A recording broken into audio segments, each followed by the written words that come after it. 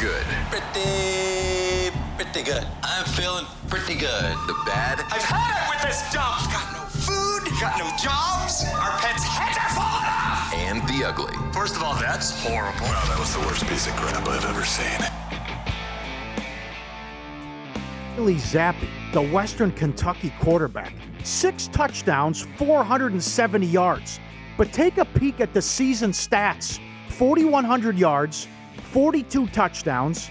The game log, 5 touchdowns, 480, 4 touchdowns, 393, 3 touchdowns, 382, 5 touchdowns, 397, 5 touchdowns, 523. He's pretty good. I'll be watching. They play Marshall Saturday. If they win, they're in the conference title game against Texas San Antonio. What ridiculous numbers I'm looking at. I mean, my God, crazy. Oklahoma State defense.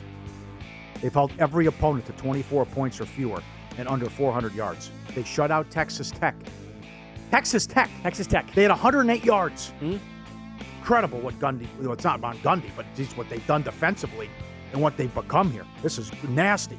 Houston's going to win 11 in a row, and they're going to enter the championship game against Cincinnati 11 in a row. Notre Dame's going to finish 11-1. Great job by Kelly. And Texas San Antonio. That win and that finish, 11-0.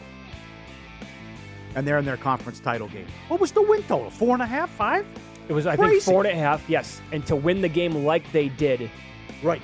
The tip pass in the end zone where the kid catches them, the place, by the way, good for that city, good for that school. Did you see how many people were there? Good crowd. Huge crowd, and Yep. the entire place erupted. It was great. It's unfortunate. They might finish in the top 20, the top 15. They'll be in a lousy bowl game, but they still have work to be done. I have a couple of them. That's it. Forget the man. Dan Campbell with the play calling. Boyle, your quarterback in today's NFL cannot complete 15 passes for 77 yards. That's impossible, okay? Impossible. And this was ridiculous. There's 2 minutes and change left in the game. They're down 3. He runs a draw, 3rd and 14, and then punts. 3rd and 14, draw to make it 4th and 9, punts. Cleveland runs the clock out. With some help from Chubb, who kept running out of bounds for whatever reason. He basically gave up on the game. It's ridiculous. He did. Yeah, that's what you're doing there with that play There's calling. 2 minutes left. He runs a draw, 3rd and 14, and then punts. Tucker in Michigan State. Stroud was 29 of 31 for 393 and 6 touchdowns. At halftime. That's embarrassing. That is an unmitigated disaster. You can't be that bad. How are you that bad against the pass? What a performance by the Buckeyes, though, too. And, of course, Cristobal and Oregon. As David Hale wrote, ESPN.com, the Pac-12 can enjoy a stress-free Thanksgiving holiday without worrying about any playoff implications. It's an annual tradition It's an annual tradition right there with Mom's cranberry sauce and the Lions embarrassing themselves as well. Yeah. Why would you punt there and kick to them? Well, it was already over. It doesn't matter. I mean, the game's over. Okay, fine. Yeah. But just completely outcoached and outclassed. Great job by Whittingham. It's like a pick'em game. You're on the road, you're catching 3. It's 38-7. They were embarrassed. Yep. But that's the Pac-12. That's of course the it is. Pac-12. Yep. My good. I'm begging books. It's not going to happen. But make Jonathan Taylor the MVP favorite today. 15 touchdowns in his last 8 games. Could be 8-3 after they lost 3 straight to begin the season. First player since LaDainian Tomlinson to have 100-plus yards from scrimmage and a rushing touchdown. Be open-minded about this thing, right? Don't be closed-minded. Don't think it has to go to the best quarterback on the best team. That's silly. In a year like this, it can go to somebody like Jonathan Taylor or a guy like Cooper Kupp.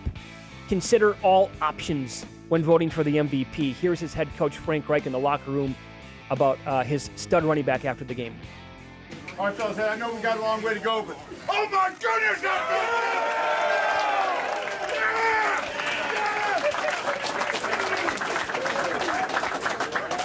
You know what? You know I don't like to show too much emotion. But when you guys play like that, oh my goodness, in all 3 phases, it was complete domination in all 3 phases. I mean, I don't even know what to say. Well, he was getting there about his running back, but you know what he meant. They did. You spot on. Total domination in all 3 facets of the game. That was a great performance. Kirk Cousins needs to be recognized as well. Again, what if this team did not blow as many games as they have so far in the year, and they're sitting at 7-3 or 8-2?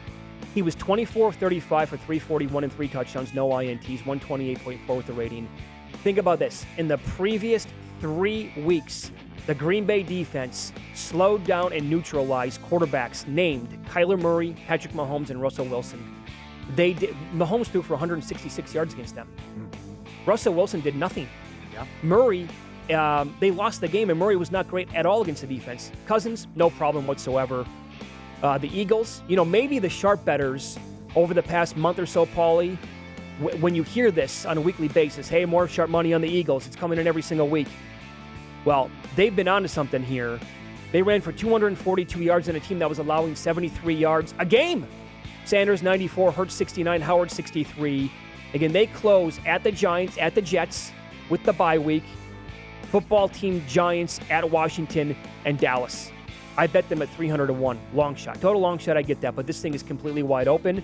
The KC defense, since losing to Tennessee, they've allowed 17, 7, 14, and 9 points, 4 straight wins.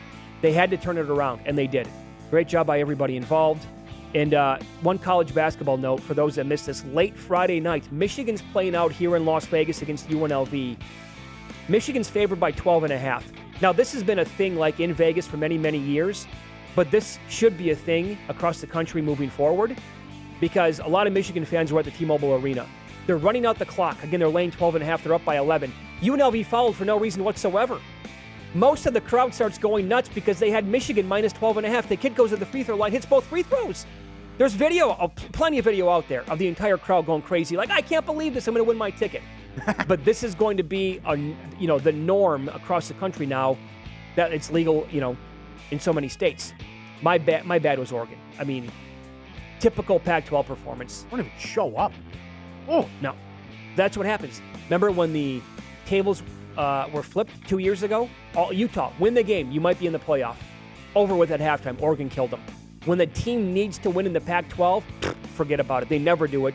It's totally embarrassing with this conference every single year. Also, the bad Josh Allen. His MVP odds never made any sense. Ever. How is he still 5-1? We're watching regression right in front of our own eyes. Tennessee outgained Houston 420 to 190, but they had 5 turnovers. Example like 200 why the NFL is wide open this year. The Raiders, again, this is a good nugget for you, Pauly. The Raiders started 3-0. The Colts started 0-3. Indy currently has a better record. Oh. And the Raiders' schedule at Dallas on Thursday. If they don't beat Washington in Las Vegas in a couple of weeks, they're at KC, they're at Cleveland. They get Denver at home, maybe that's when at Indy and the Chargers. Remember that guy put 5,000 on him to win exactly 6 games? Yeah. Like 30-1 or whatever. That's in play. That's Sure. in play. And I own my ugly. You brought up Boyle already. Yeah, again. 15 of 23 for 77 yards. My God, two INTs. And the Arizona Cardinals said, we don't give 2 bleeps about your closing line value. Again this week. They were minus 2.5. They were catching 5.5 by kickoff. That's 3 out of the last 4 weeks where it's been like almost a touchdown move or so.